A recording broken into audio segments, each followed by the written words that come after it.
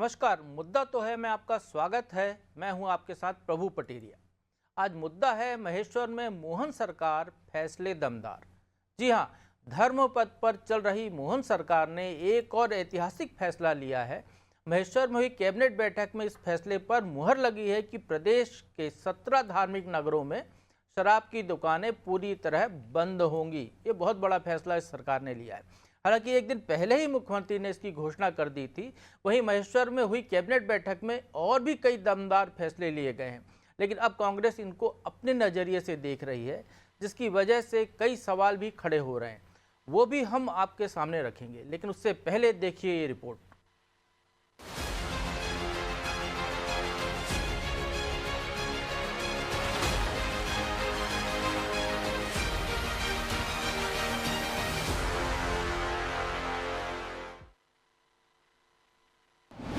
महेश्वर में मोहन सरकार ने फैसले लिए दमदार। 22 साल बाद धार्मिक नगरी महेश्वर में कैबिनेट बैठक हुई। दरअसल मोहन सरकार की पहल पर अहिल्या देवी का 300वां जयंती वर्ष मनाया जा रहा है। इस उपलक्ष्य में सरकार पूरे साल अलग अलग कार्यक्रम कर रही है। इसी कड़ी में मोहन कैबिनेट की बैठक यहां रखी गई थी, जो अहिल्या देवी को समर्पित रही। इस बैठक में मोहन सरकार ने कई ऐतिहासिक फैसले भी लिए। इनमें 17 धार्मिक शहरों में शराबबंदी का फैसला शामिल है। साथ ही मंत्री विशेष परिस्थिति में अपने विभागों का ट्रांसफर कर सकते हैं। इतना ही नहीं, 180 करोड़ का नया ब्रिज भोपाल के लिए मंजूर किया गया है। धीरे धीरे करके राज्य से आगे जा करके शराबबंदी की तरफ राज्य बढ़े, उस सिलसिले में हमने नीतिगत निर्णय लिया कि पहले चरण में जो 17 हमारे अलग अलग प्रकार के नगर हैं, उन नगर से नगर पालिका, नगर परिषद, नगर पंचायत, इनके अंदर शराब की दुकानें बंद कराएंगे और इन दुकानों को दूसरी जगह शिफ्ट भी नहीं करेंगे। ये हमेशा के लिए बंद कराने का इसमें निर्णय किया है। आपकी जानकारी में रहे कि मां नर्मदा के तट के दोनों तरफ के 5 किलोमीटर के दायरे में शराबबंदी की जो पूर्वत पॉलिसी है, उस पॉलिसी को भी हम जारी रखेंगे। इस पॉलिसी में कोई बदलाव नहीं आएगा। मोहन सरकार के फैसलों और उनके बयानों से ये साफ है कि वे धर्म पथ पर आगे बढ़ रहे हैं। साथ ही अहिल्या देवी के न्याय, सुशासन के अलावा नारी उत्थान के मार्गों को अपनाए हुए हैं। लेकिन अब मोहन सरकार के इन फैसलों को कांग्रेस सियासी चश्मे से देखने की कोशिश कर रही है। याद हो तो चित्रकूट में हुई बैठक पर भी कांग्रेस ने चुटकी ली थी, और इस बार कांग्रेस ने क्या कुछ कहा, जरा वो भी सुनिए। फैसला जो भी करे, मोहन सरकार एक साल से बहुत फैसले ले रही हैं, पर उन फैसलों पर अमली जामा पहनाएं, कुछ करके दिखाएं, तो इस तरह की जो है शाही खर्चे करें, वरना जनता से माफ़ी मांगे कि हम इस तरह की जो है फिजूल खर्ची करके उनके पैसे का जो है दुरुपयोग कर रहे हैं। इसमें कोई दो राय नहीं है कि मोहन सरकार धर्म पथ पर ही आगे बढ़ रही है। धार्मिक नगरों में शराबबंदी का फैसला भी इसका ही नतीजा है। इतना ही नहीं, मोहन सरकार महापुरुषों की जयंती और धार्मिक कामों को बड़े ही धूमधाम से मनाती आ रही है। इसे यादगार बनाने के लिए वो कई ऐसे अहम फैसले भी ले रही है, जो पिछली सरकारों के दौरान कम ही देखने को मिले। खैर, अब चुनौती कांग्रेस के सामने है कि वो कैसे इन फैसलों के बाद खुद को बीजेपी के सामने खड़ा कर पाती है। रिपोर्ट, अनादि टीवी, भोपाल।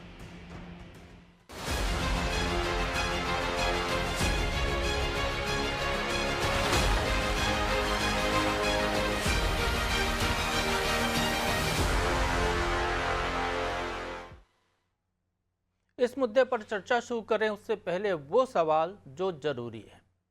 पहला सवाल, क्या मोहन सरकार ने शराबबंदी का फैसला कर मास्टर स्ट्रोक चला है?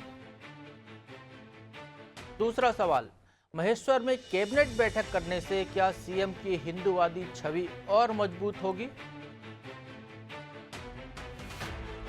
तीसरा सवाल, क्या मोहन के धर्मपथ का विपक्ष के पास कोई तोड़ है?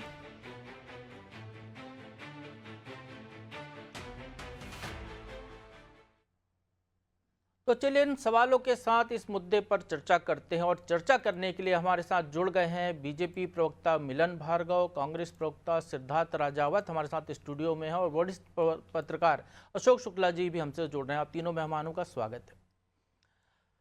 सबसे पहले तो सिद्धार्थ जी आपसे ही जानना चाहेंगे, जो हमारा तीसरा सवाल था उसी पर बात करते हैं कि जिस तरीके से मध्य प्रदेश की जो मोहन यादव सरकार है वो लगातार धर्म पथ पर चल रही है, धर्म के मुद्दे पर, और अहिल्या देवी को सामने रखकर जो काम कर रही है कि सुशासन का जो उनका मंत्र था उस पर वो चलती हुई दिखाई दे रही है।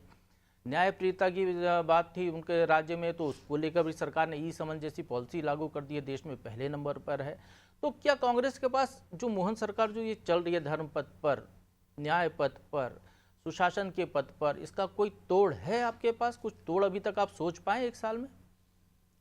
देखिए प्रभु जी, मैं सर्वप्रथम आपको बताना चाहूँगा कि हमारे पूर्व मुख्यमंत्री पूर्व मंत्री माननीय कमलनाथ जी ने भी इसकी शुरुआत की थी, और इससे पूर्व में भी हमारे जो पूर्व मुख्यमंत्री हैं माननीय दिग्विजय सिंह जी, उन्होंने भी शुरुआत की थी, और हमने हमेशा धर्म का सम्मान किया है। और आपने देखा किस प्रकार से छिंदवाड़ा में माननीय कमलनाथ जी ने विशालकाय हनुमान जी की प्रतिमा लगाई, और उसके बाद जब वो मुख्यमंत्री बने तो उन्होंने ओम सर्किट का पूरा एक फॉर्मेट बनाया था, और आपने देखा उज्जैन को एक बड़ा धार्मिक रूप स्थल बनाने में अहम भूमिका निभाई थी, और टूरिज्म को बढ़ावा देने के लिए, और जो हमारे श्रद्धालु हैं उनको एक सुविधाएं देने के लिए ओम सर्किट का पूरा एक प्रावधान दिया था, और उसमें बजट भी करीब 600 करोड़ का उसमें उस समय पे 550-600 लगभग माननीय कमलनाथ जी ने स्वीकृत किया था।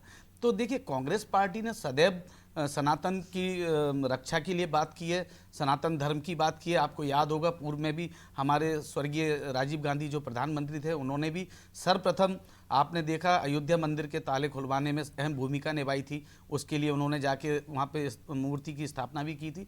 तो जब भी सनातन की बात आती है तो कांग्रेस पार्टी सदैव सनातन धर्म के साथ में है, और सनातन का कभी भी हम लोगों ने ये जो भारतीय जनता पार्टी ने एक सनातन का बिल्कुल वो बना लिया है कि एक जाति विशेष की है या एक पार्टी की है।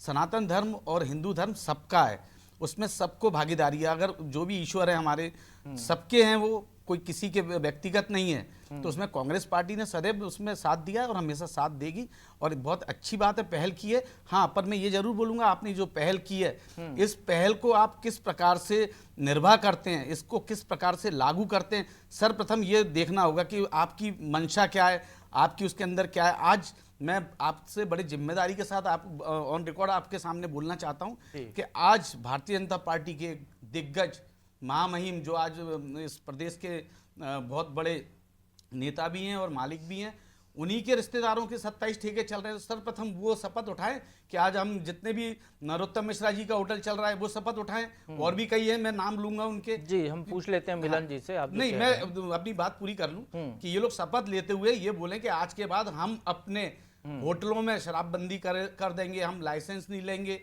दूसरा, अगर ये धार्मिक स्थलों पे आप इतनी बड़ी बात कर रहे हैं तो मध्य प्रदेश टूरिज्म के भी होटल हैं, वहाँ पे भी बंद की जाए। तो एक वर्ग को आप जो काम कर रहे हैं। दूसरा, इससे पूर्व में भी आपने देखा था पूर्व मुख्यमंत्री शिवराज सिंह जी ने, आपको याद होगा, नर्मदा के आसपास की जितनी भी होटल हैं, शराब की दुकानें सारी बंद करने की बात करी थी।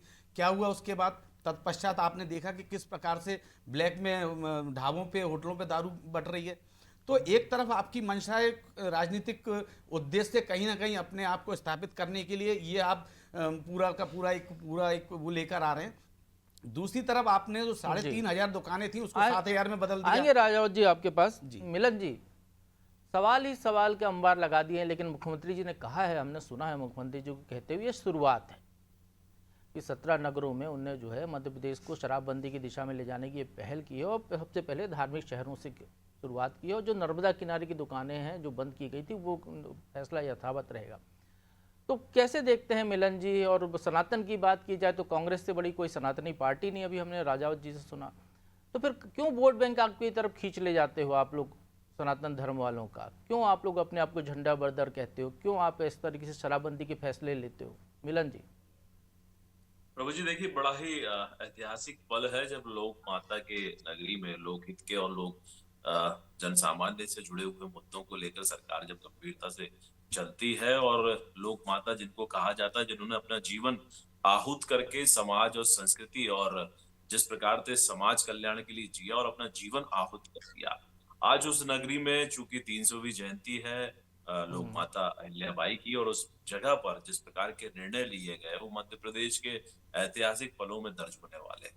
मध्य प्रदेश की जनता तो उसको स्वागत कर रही है, लेकिन तकलीफ किनको हो रही, जो गली गली में शराब के हड्डे खोलना चाह रहे थे। कि प्रभु जी, आपको याद होगा जब कमलनाथ जी की सरकार थी, पहली कैबिनेट मीटिंग हुई थी और उसमें मंत्रियों ने तर्क रखे थे कि ढाबों पे मिलना चाहिए, कोई कह रहा है गली में मिलना चाहिए, कोई कह रहा था ऑनलाइन बिकना चाहिए। तो अलग अलग मंत्रियों के बयान आए थे, वो अखबारों में भी छपे थे और आपके प्रमुख चैनलों को भी दिखाया गया था प्रभु जी। तो मुझे अच्छे से याद है, और जब भारतीय जनता पार्टी ने जनता के साथ इसका विरोध किया तब ये इनका बिल रुका था, नहीं तो गली गली में शराब के हड्डे बनाना चाह रहे थे। देखिए, हम शराबबंदी को लेकर जिस दिशा में आगे बढ़ने की तरफ कदम बढ़ा रहे हैं, उसमें ये बहुत बड़ा कदम है और ये ऐतिहासिक पल है। और जो मित्र हमारे शराबबंदी के, अभी मैं एक डिबेट में और बैठा था, कांग्रेस के साथी कह रहे थे साहब पूरे राज्य में क्यों नहीं कर दे रहे हैं, पूरे राज्य में करना चाहिए। तो मेरा सीधा और मासूम सा सवाल है कि जिन राज्यों में कांग्रेस की सरकार है, क्या वहां वो शराबबंदी कर रहे हैं, या इस प्रकार का जो धार्मिक नगरी वहां उन राज्यों में भी है, क्या वो वहां बंद करने का फैसला ले सकते हैं? नहीं करेंगे, क्योंकि ये तो अवैध शराब के व्यापार में लिप्त होते हैं। क्योंकि उमंग सिंगार जी ने आरोप लगाया था, दिग्विजय सिंह जैसे सरीके बड़े नहीं, नेता उनका सवाल ये है मुकेश जी कि शराब का वैध व्यापार करते हैं। वैध मिलना बंद होगी तभी तो अवैध बिकेगी। जब वैध मिल रही तो क्यों अवैध की तरफ जाएगा आदमी? प्रभु जी, मैं यही तो बोल रहा हूँ, आरोप कौन लगा रहा है? देखिए, आरोप वो लोग लगा रहे हैं जो अवैध शराब का गठीरा रखते थे, और दिग्विजय सिंह जी चलाते थे ना उमंग सिंह के अनुसार। दिग्विजय सिंह जी इसका अवैध व्यापार करते थे। तो ये तो सिद्ध है कि आरोप वो लोग लगा रहे हैं जो अवैध शराब का व्यापार सरकार में रह के करते थे, और उनके नेता प्रतिपक्ष जैसे गंभीर नेता इस प्रकार के आरोप लगाकर इन बातों को सिद्ध करते हैं। और आज भारतीय जनता पार्टी जिस दिशा में आगे बढ़ रही है, ये निश्चित रूप से स्वागत योग्य कदम है। माननीय मुख्यमंत्री जी के सहृदय है और संवेदनशीलता है कि वो जिस प्रकार से धर्म को आगे रखकर राज्य सत्ता में जन भावनाओं के हित के निर्णय ले रहे हैं। तो ये समझिए कि जिनको सनातन में डेंगू मलेरिया नजर आता है, जिनको हिंदुओं में आतंकी नजर आता है, जिनको भगवा में बलात्कारी नजर आता है, तो उनको तकलीफ होना स्वाभाविक है। चलिए और इन मिलन जी आते हैं तकलीफों को आपके पास। दरकिनार रखकर मिलन जी आते हैं, निश्चित जरा रूप हम से इस धर्म गणित के को भी समझ लेते हैं। अशोक जी, आप नर्मदा किनारे की दुकानों के बारे में बहुत अच्छे से जानते हैं, जो बंद की गई थी पहले। 400 करोड़ का जो है इससे प्रदेश सरकार को राजस्व का नुकसान होने का अनुमान है इस फैसले से। 17 धार्मिक नगरों में दुकानें बंद करती है तो विकास के लिए पैसा चाहिए, ये तर्क हमेशा दिया जाता रहा। और शराब जो है राज्य सरकार की जो तीसरे नंबर पर आय देने वाले विभाग है, दूसरे तीसरे नंबर पर आय देता है। तो वैसे में इस फैसले को आप कैसे देखते हैं? क्या वाकई में ये फैसला बहुत असरकारी होगा? गुजरात के परिप्रेक्ष्य में देखकर बात करें, या हम बिहार के परिप्रेक्ष्य में देखकर बात करें, या पंजाब के परिप्रेक्ष्य में बैठकर बात करें, जहां पर कि पहले लागू की गई फिर लगभग वापसी की राह पर है? देखिए, बहुत सारी सामाजिक बुराइयां हैं और उन्हें खत्म किए जाने की जरूरत है। तो उसमें शराब भी जो एक सामाजिक बुराई है और इसके दुष्परिणाम से हम सभी वाकिफ हैं। लेकिन प्रश्न ये उठता है कि जब आप इस तरह का कोई फैसला, खासतौर पे मतलब एक लंबे समय से जिस क्षेत्र के लोग शराब का सेवन कर रहे हो, कोई 20 वर्ष से शराब पी रहा है, एडिक्ट हो गए हैं, और जब उनको शराब नहीं मिलेगी तो वो इसके दूसरे शुक्ला जी शायद बहुत सारे जी लोग जो हैं जी जान गंवा दे। और उसके अलावा देखिए कि जैसा कि आपने भी जिक्र किया कि गुजरात है, बिहार है।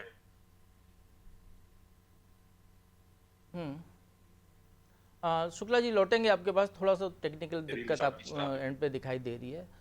तो सिद्धार्थ जी, आपने मिलन जी को सुना। अच्छा फैसला माना जाना चाहिए यदि प्रदेश उस दिशा में बढ़ रहा है जहां की शराब पर प्रतिबंध लगाने की तरफ जा रहा है। और केवल यही एक फैसला नहीं हुआ महेश्वर कैबिनेट में।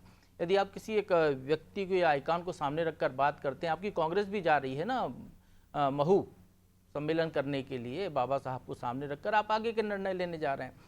देवी अहिल्या जी ने जो काम किया था इस प्रदेश में या पूरे देश में, जिस तरीके से हिंदू धर्म के उत्थान के लिए काम किया था, उन्हें जो है नारी उत्थान के लिए काम किया था, सुशासन की दिशा में उन्होंने बहुत बेहतर काम किया था। तो उस दिशा में यदि पहल लेने के लिए आपकी सरकार वहाँ पर जा रही है, उनको सामने रखकर उनको नमन कर कर यदि फैसले ले रही है, तो निश्चित तौर पर मानना चाहिए कि कुछ ना कुछ तो फायदा प्रदेश के हित में होगा।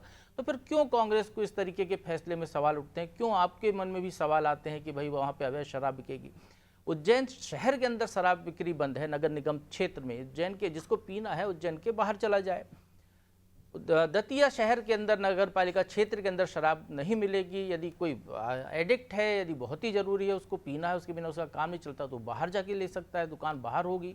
वो क्षेत्र जो पवित्र क्षेत्र माना जाता है वहाँ पर उस चीज़ों को प्रतिबंधित कर दिया जा रहा है। तो बड़ा अच्छा फैसला कहना चाहिए इसको सकारात्मक, कि लोग धार्मिक नगरी में धर्म के उद्देश्य से ही जाएंगे, घूमने के उद्देश्य से नहीं जाएंगे। देखिए प्रभु जी, सवाल आपका बहुत अच्छा है और मैंने डिबेट के स्टार्टिंग में ही मैंने ये बात बोली थी कि मैं तो इसका स्वागत करता हूँ, पर इसको इसकी नियत और नियति में नहीं, आपकी पार्टी का क्या भाव है? आपने आपके प्रवक्ता को सुन रहे थे, मैं वो वही तो बता सवाल रहा खड़े हूँ, कर रहे थे। मैं वही बता रहा हूँ। देखिए 1960 में मैं डिटेल भी है मेरे पास, उस समय सीएम थे। 1 मई को गुजरात के अंदर नया प्रदेश बना था और गुजराती भाषी जितने भी छोटे छोटे वो थे उनको मिला के सम्मिलित करके, उस समय में जीवराज नारायण मेहता जी हमारे पहले मुख्यमंत्री थे और जो कि महात्मा गांधी जी के डॉक्टर भी थे। सर्वप्रथम उन्होंने जिस दिन कैबिनेट की उन्होंने शपथ ली उसी दिन शराबबंदी की और वो तब 1960 से लेकर आज तक बंद है।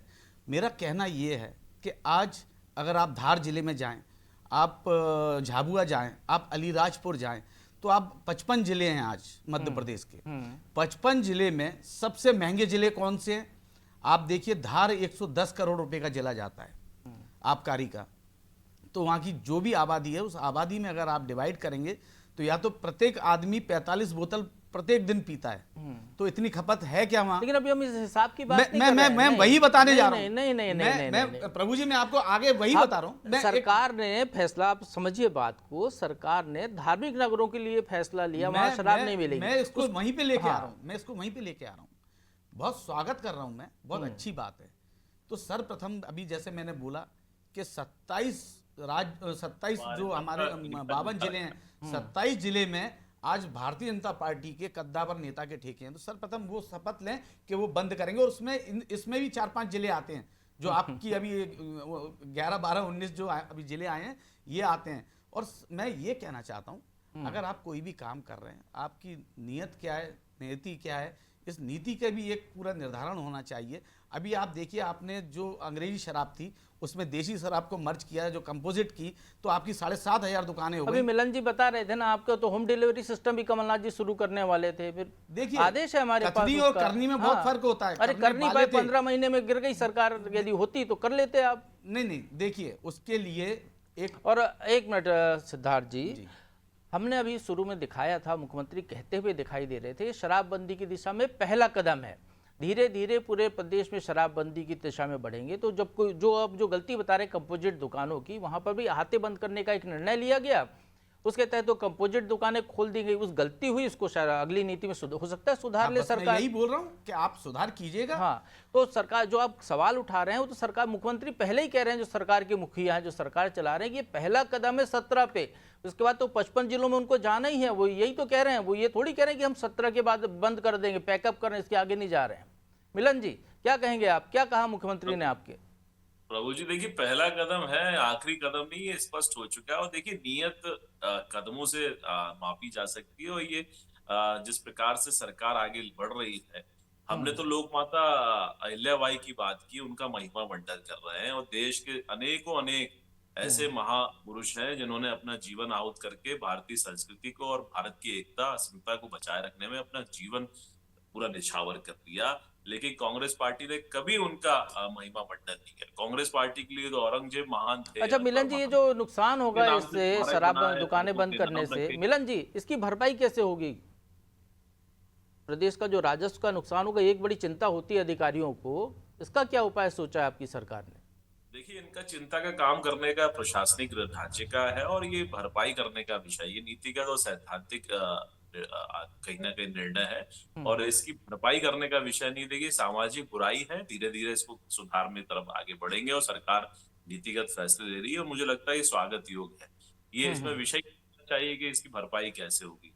ये कांग्रेस पार्टी से मेरा सीधा मासूम सा सवाल था, सिद्धार्थ जी उसका जवाब नहीं दे पाए, गोलमोल कर गए कि जिन मासूमियत भरे सवालों के जवाब कहाँ मिलते हैं। मिलन जी मैं आपके पास लौटूंगा। अशोक जी आपसे बात हो रही थी, शराबबंदी कर अशोक जी आपसे बात हो रही थी, कैसे देखते हैं आप इस मुख्यमंत्री के इस फैसले को? एक बड़ा कदम, एक अचीवमेंट माना जाए मध्य प्रदेश को शराबबंदी की दिशा में जो कदम बढ़ाया उसकी तरफ, एक फैसला पहले नर्मदा किनारे का लिया गया था, और केवल यही फैसला नहीं है शराबबंदी का, नारी कल्याण को लेकर भी वहाँ पर बात की गई है। वहाँ पर अंबेडकर से जुड़ा हुआ महू का जो संस्थान है उसके लिए भी राशि का बंदोबस्त किया गया है। तो बहुत सारे लोकहित के फैसले महेश्वर में बैठकर लिए गए। निश्चित तौर पे बहुत सारे फैसले लिए गए हैं और शराबबंदी का फैसला है, ये भी काफी महत्वपूर्ण फैसला है। मध्य प्रदेश पूर्व मुख्यमंत्री उमा भारती भी इसकी मांग करती रही और उन्होंने तो बकायदा ये भी कहा था कि वो पदयात्रा निकालेंगे इसको लेकर। और निश्चित तौर पर ये जो मोहन सरकार है ये कुछ नवाचार में लगी हुई है और ये बड़ा फैसला है। लेकिन मुझे एक चीज थोड़ा सा आपसे समझनी है प्रभु पटेरिया जी, ये शिवराज सरकार ने जनजातियों के लिए एक नियम में थोड़ा सा तब्दीली की थी, आबकारी नीति बनाई थी कि ये महुआ से ये 5 लीटर तक की शराब बना सकते। पेशा एक्ट के तहत उनको छूट है उनको कुछ। और ये आपका जो चित्रकूट है और आपके अमरकंटक, ये दोनों बेल्ट ऐसी हैं जहाँ पे बड़ी तादाद में जनजातियां हैं, आदिवासी समाज के लोग रहते हैं और महुआ से सेवन करते हैं। इसके अलावा आपके जो उज्जैन के महाकाल है, काल भैरव हैं, उनको प्रसाद के तौर पे भी उनको शराब चढ़ाई जाती है। तो अभी जो कि फैसला तो ये काफी बड़ा है, लेकिन जैसा अभी आप खुद भी सवाल कर रहे थे कि इसके दुष्परिणाम क्या होंगे, इसका प्रभाव क्या होगा, किस तरह से आप जो इसको मैनेज करेंगे। जैसे एक आपको आर्थिक नुकसान भी हो रहा है। एक लक्ष्य रखा था अभी डिप्टी जो सीएम देवराज जी थे, उन्होंने कहा था कि हम 16 करोड़ रुपए का राजस्व जो है अर्जित करेंगे, और अब ये एक फैसला आ जाता है जहाँ पे 17 जिलों में शराबबंदी हो जाएगी।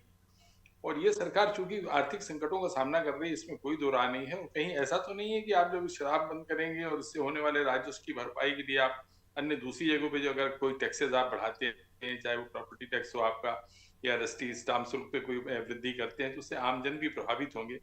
फैसला अच्छा है, सामाजिक बुराई के खिलाफ कोई भी कदम अगर उठाती है सरकार तो वो स्वागत योग्य है। तो इसमें देखना ये है कि लंबे समय से शराब का सेवन कर रहे थे, एडिक्ट हो गए हैं, उनके लिए क्या करेगी सरकार, किस तरह से इसकी व्यवस्था बनेगी। एकदम से अगर आप कोई फैसला, जैसे नोटबंदी आई थी, अचानक आपने नोटबंदी का फैसला लिया तो उससे लोग जो थे विचलित हो गए थे, क्योंकि हम लोग मेंटली उसके लिए प्रिपेयर्ड नहीं थे। मुझे लगता है कि सरकार को सबसे पहले ये घोषणा करनी चाहिए और उसके बाद में इसको 4-6 महीने के बाद में इसको जो है पूरी तरह से लागू करना चाहिए, जिससे जो शराब पीने वाले लोग हैं या तो वो अपनी कोई वैकल्पिक व्यवस्था करेंगे वो, या फिर वो मानसिक रूप से तैयार होंगे कि उन्हें शराब छोड़ देनी चाहिए, क्योंकि अब आगे सरकार का फैसला इस तरह का आने वाला है।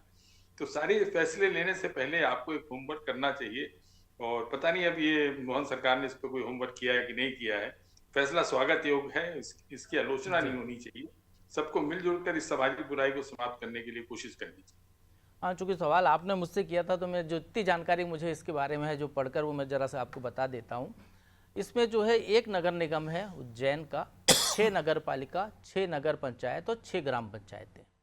तो यदि हम उज्जैन की बात करते हैं तो उज्जैन नगर निगम क्षेत्र में बंद होगा। अमरकंटक की बात करते हैं तो अमरकंटक शहर में बंद होगा, लेकिन जो ग्रामीण क्षेत्र है यदि वहाँ पर आदिवासी ट्राइबल का तो वहाँ पे वो चल सकता है। शायद ऐसा कुछ प्रावधान इसमें है। नीति आई थी, मुख्यमंत्री ने सारी नीतियों को देखा था, उसके विश्लेषण किया गया, उसके बाद इस निर्णय पर पहुँचे। और शायद ये बैठक में एक सुझाव ये भी था कि ये जो यदि 400 करोड़ का यहाँ पर राजस्व का नुकसान हो रहा है तो उसके लिए इन्वेस्टर्स समिट जो हो रही है, नया निवेश बढ़ाकर और वैकल्पिक रास्ते खोजे जाएंगे, इस तरीके की बातें उसमें आई थी जो मेरी जानकारी में। लेकिन काल भैरव वाला मामला है तो निश्चित तौर पर उसका कोई प्रावधान शुक्ला जी इसमें किया होगा।